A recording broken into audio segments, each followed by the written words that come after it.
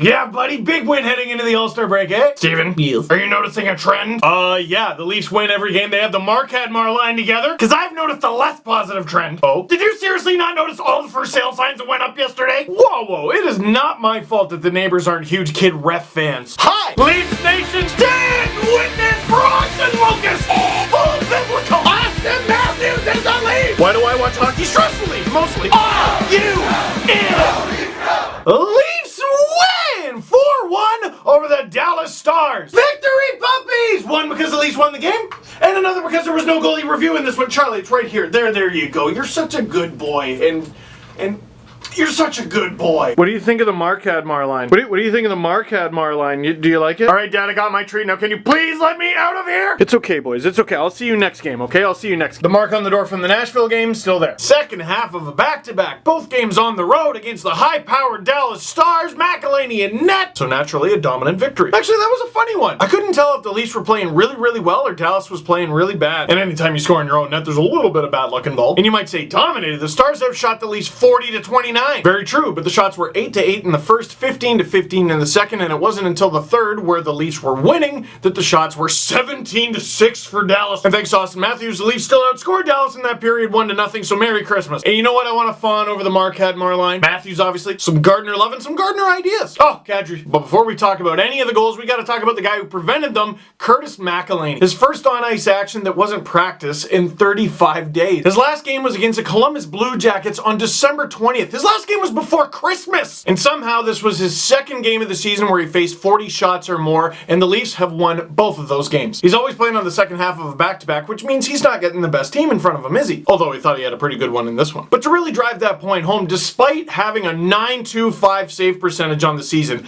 actually, look it up. He's only 4-4. He's .500. Look, I want to see more of Pickard. I want to see more of Sparks, but if this is Curtis McElhaney, awesome. In fact, use him more. Yes, his career save percentage is .907. But the NHL is a very what have you done for me lately sort of league, and lately the answer is a lot. Well, actually the answer would be a little, but a little done well. Doesn't pout, just works hard while waiting patiently, and then when he is called upon, he performs. I got a fawn over him because I was wrong. When he signed his extension, I was already talking about how the Leafs could potentially push him out. He's making me look like an idiot, and 3 cheers for that. Now, the scoring. It's a lot more of a reserve first period than I was expecting. Leafs run the second half of a back-to-back, so I expect it to be more chaotic. And Stars fans, you gotta understand, I never get to see your team. I mean, I see highlights. I see a lineup sheet with the top line being Seguin, Ben, and Radulov. So what I'm expecting is feed me more! Which I'm pretty sure is just Alex Radulov's alarm clock. His doorbell is just cursing in Russian. That's a scary man. Scary line. Scary team. But a calm game against the Dallas Stars, even for a team like the Leafs, is advantageous. And the MarKadMar line takes advantage. Marleau on the rush, puck goes to Gardner, Gardner to Marner, Marner to Kadri, and goal! Jake Gardner's point streak continues, Marner continues to like his new line, and Kadri continues to remember how to score 1-0 Leafs. Now, Ray Ferraro said something on the broadcast that I thought was brilliant. So again, Gardner's on this crazy point streak. He's getting all kinds of assists. He got 3 in this one again. His second 3-assist game on this point streak. This goal doesn't happen if Jake Gardner doesn't jump up in the rush, which that's what Jake Gardner does. The problem is that it so often bites him. Even in this one, he was mostly to blame for Dallas's lone goal, which we will get to, but he was in on 3 of the Leafs' 4. What Ferraro proposes is this.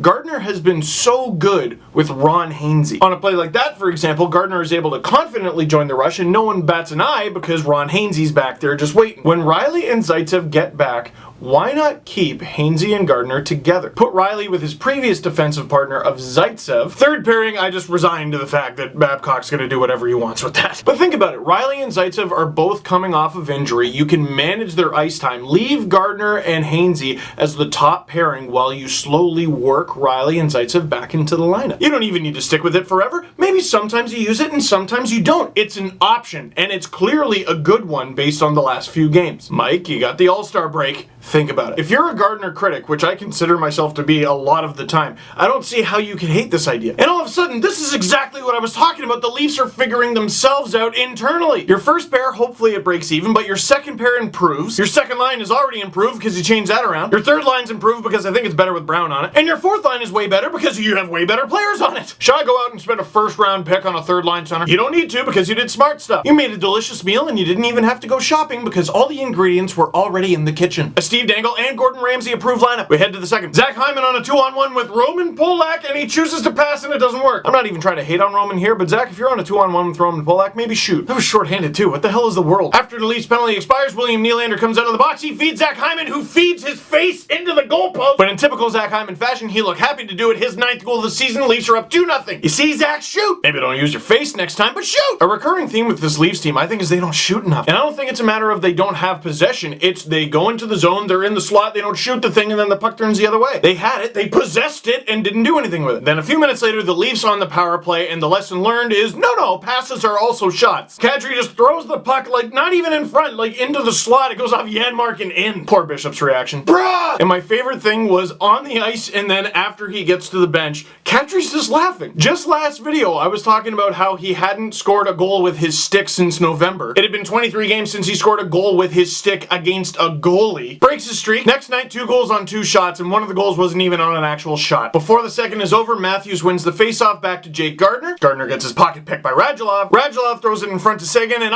Seguin score. Whoa! Ah! Alright, this is gonna sound super weird coming from me, but Radulov yells a lot and it's terrifying. He only has one emotion, and that's intense happy rage. What the hell is that guy like in the team playing? Yahtzee! He's like adrenaline grew arms, legs, and a beard and taught itself to skate. And with that late period goal and with from Radulov, I thought the Stars would build momentum off that. Third period comes and no. 2.5 minutes in, Gardiner gets the puck to Nylander. I think Gardiner's about to get another thing. Nylander over to Matthews, blam!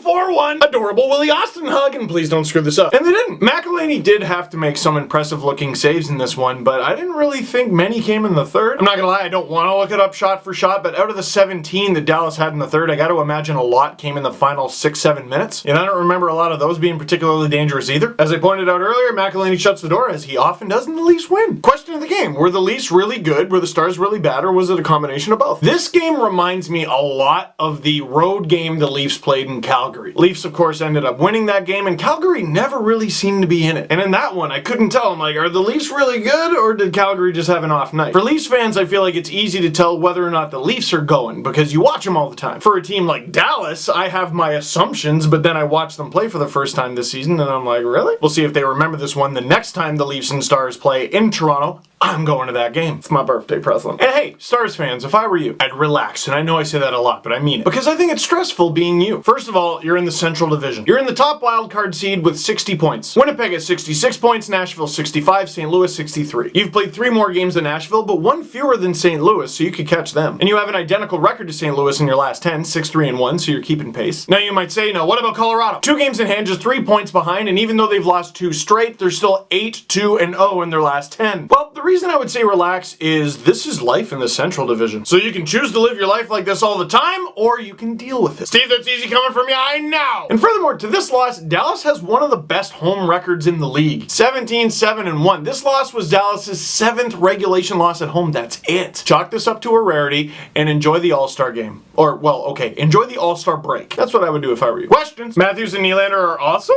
Obvi. Wait a sec. Dare I? What is goalie nah, forget it. The Leafs won. Don't ruin this good mood, Andrew! Because it's this weekend and Austin's there, any ideas on improving the skills contest? A blogger for Pension Plan Puppets over in Germany actually had a really interesting idea. Move the whole thing, the whole All-Star weekend, to Europe. You want to grow the game? There's an opportunity. Now, there are obvious drawbacks to this. The game is often a little bit slow, and I got to imagine some of the players would object to it because they don't want to be tired midway through the season. That's their objection to the thing in the first place, and it's in North America. But if they can find a way to make it work, it is pretty neat. What I would do, find some 13-year-old goalies to be the goalies for the shootout competition. Like, I'm talking a high school freshman or something. Because they try all these crazy moves, and one thing that makes it a little boring is the goalies don't try. And also, despite the goalies not trying, they're enormous! Which makes it even worse when they accidentally make a save. Have some kid in net so the NHLer can pull off some crazy move, and if the kid robs them, it's amazing. Something like that. What do you think capping and ceiling is with the Leafs? It's funny, I've heard a lot of people talk about like, oh, well, his ceiling's not going to be that high, and he's not not going to be like a 40 goal scorer. All right, well, not everyone who plays on a first line is a 40 goal scorer. In fact, very few people are. But based on how he's performed in the minors and based on how he looks in very little ice time in the NHL,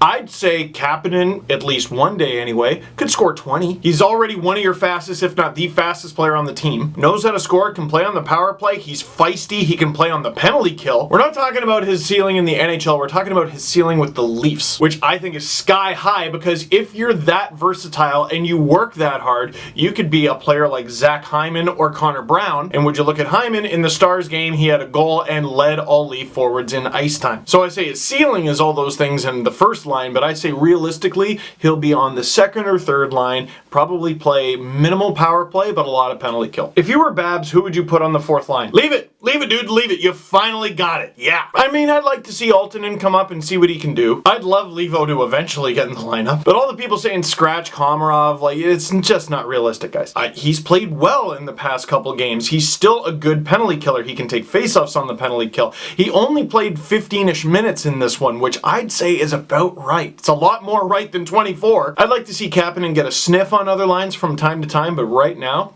I love it. So that is it for this one. Thank you very much for watching. Click like if you like this video. Click subscribe if you really liked it. Tell all your friends. I want to do some videos, or at least one video about the All-Star weekend. I don't know what my weekend is going to look like because I have a wedding, which means we don't have a new podcast going up either, but I think we have some clips going up. Subscribe to the podcast channel. I'll put a link to it somewhere. In the meantime, Lisa 1-2 straight. Woo!